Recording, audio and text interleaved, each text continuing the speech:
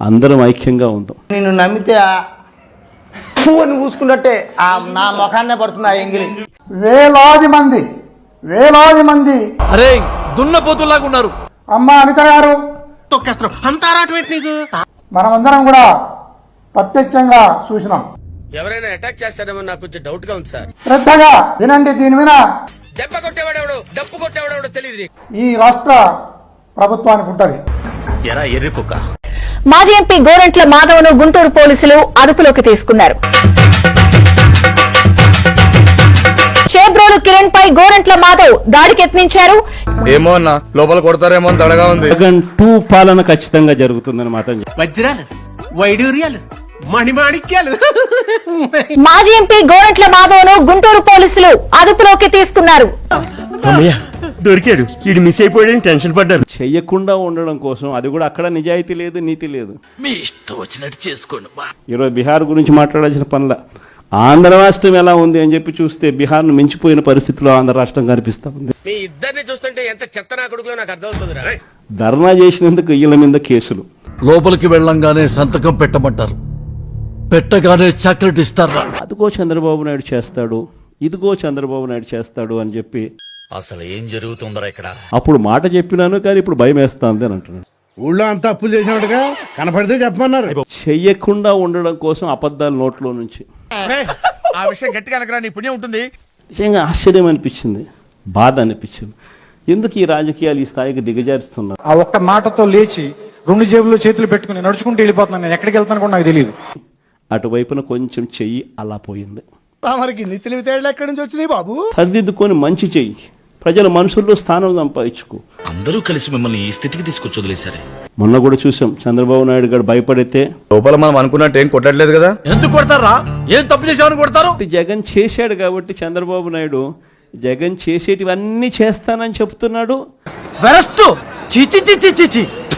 రాష్ట్ర అప్పులు ఓసారి 12 లక్షల కోట్లు అంటాడు, ఓసారి 10 లక్షల కోట్లు అంటాడు. అంత ఎలా వస్తుంది? అంత డబ్బు టాటా బిర్లాకి రాదు. ఈ పోలీసులు ఎంత అన్యాయంగా తయారయ్యారంటే, ఏంటాది గారు ఎంత పని జరిగింది? మహా దుర్మార్గులు. మీ అందరికీ నేను ఒకటే చెప్తా ఉన్నా, కష్టాలు శాశ్వతం కాదు. నన్ను మొడగుడిపేశారు. జగన్ చేయగలిగినాడు కదా, అది కూడా ఒక రకంగా తప్పు మందేనేమో. ఏదో ఒక అబద్ధం, ప్రతిరోజు ఒక అబద్ధం చెప్పడం సిగ్గుండాలరా. చీకటి వచ్చిన తర్వాత ఖచ్చితంగా వెలుతురు వస్తుంది. చూసుకో. నాకు తోడుగా నిలబడండి. మీ దగ్గర కోటాను కోట్లు బ్లాక్ మనీ ఉన్నట్టు మా దగ్గర ఎవిడెన్స్ ఉంది. ప్రతి ఇంటికి తాను మోసం చేశాడు. నీకు ఉద్యోగం ఇచ్చాడ్రా బాబు. మనిషి మారినాడేమో అని చెప్పి ఏం నిజమే? అంతటితో ఆగిపోవడంలా. హాత్ మీద ఎందుకంటే జగన్ చేయగలిగినాడు కదా. ఏం మాట్లాడుతున్నావురా? నరాలు కట్ అయిపోయింది. 2వ సంవత్సరం బడ్జెట్ కూడా ప్రవేశపెట్టేసి దెబ్బ అదర్స్ కదా. ఇప్పుడేమంటా ఉన్నాడు అంటే తాగి సంకనాకి పోండి భయపడిచ్చే ప్రయత్నాలు ఎక్కువ చేస్తాడు. అయ్యా లోపలంతా అంత సవ్యంగానే జరిగింది. క్షమించే తండ్రి క్షమించే. బాబు వేసే ముష్టి కోసం బతికే ఈ మూషికాలను సైతం క్షమించే. ఈ మీడియా వాళ్ళు జనాల్ని ఎరుపుకులు చేస్తారు. ఆ కర్మాగారాల కామాంధుల నుంచి దేవుడా రక్షించు నా రాష్ట్రాన్ని. తాడి పెరిగినట్టు పెరిగావు, జ్ఞానం లేదురా నీకు. వైఎస్ఆర్ కాంగ్రెస్ పార్టీ మళ్ళీ అధికారంలోకి ఖచ్చితంగా వస్తుంది. నీకన్నా పెచ్చపూకోడు ఎవ్వడు ఉండడు. వదిలిపెట్టకుండా వెంటాడి వేధించడమే మన టార్గెట్. మనం నాశనం అయిపోయినా పర్వాలేదు, పక్కాడు బాగుపడకూడదు. అదేరా మన ఇండియన్ సైకాలజీ. క్షణికావేశంలో తల్లికి పెళ్ళానికి తేడా తెలియని మానసిక రోగుల కేంద్రం ఇది. నిజమే, ముందే పోతారుగా. దేవుడా రక్షించు నా రాష్ట్రాన్ని. పచ్చ మూకల నుంచి పచ్చ సైకోల నుంచి. బుక్కలు ఇరగొట్టి మల్కాజిగిరి గలీలలో గాయబ్ చేసేస్తాయేమో అనుకుంటున్నావు. ఎల్లో సైకోల అరాచకం, బరితెగించిన భావజాలం సభ్య సమాజం సహించలేని. అయిపోయింది, అంతా అయిపోయింది.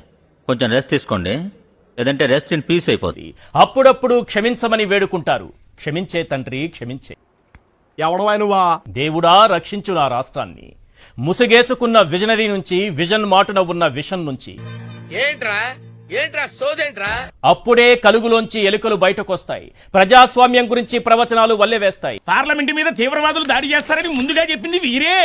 దేవుడా రక్షించు నా రాష్ట్రాన్ని.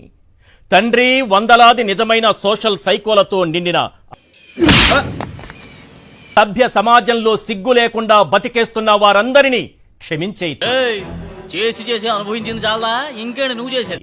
నీతులు 2 నాలుకలు సాచి బుసలు కొట్టే నిర్హేతుక కృపా సర్పాల నుంచి అన్ని విషయాలు చెప్పాయి నా ఇంట్లో ఆడబిడ్డలను అవమానించలేదు కదా. పక్కన బుద్ధి ఎంగదామని రెడీ ఉంటాడు ఎప్పుడు. భావదారిద్ర్యం ఇవేవి ఈ మూషికాలకు కనిపించవు తండ్రి. ఎంత తగినవరు నువ్వు? మహిళల్ని ఎంత నీచంగా అవమానిస్తారంటే వీళ్ళు. మనం అంటే మరి వాటన్నింట్లో ఏం చెయ్యాలో మన వీడియోల ద్వారా చేసి చూపించేశాం. ఒక ఆడపిల్లని అవమానిస్తున్నప్పుడు మన ఇంట్లో పిల్లలు మనకు గుర్తుకొస్తారేమో కానీ మనకు గుర్తు రాకూడదు. అసలు మీ కాన్సెప్ట్ ఏంట్రా? మన టార్గెట్, మన మిషన్ కంప్లీటెడ్. నేను అసలు ఇలా జరిగింది.